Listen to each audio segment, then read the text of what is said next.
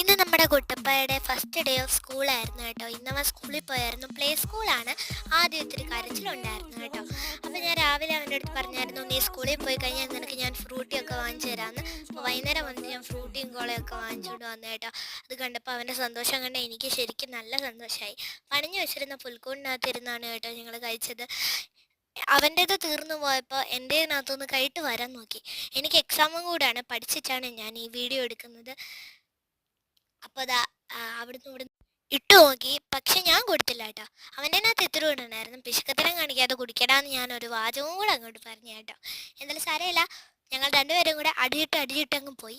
അവൻ അപ്പുറത്തോട്ട് ഓടിപ്പോയി, ഞാൻ അവിടെ നിന്ന് സുഖമായിട്ട് കോളയും കുടിച്ചു കേട്ടോ. എന്തായാലും ഇതൊക്കെ തന്നെ ഞങ്ങളുടെ അവസ്ഥ.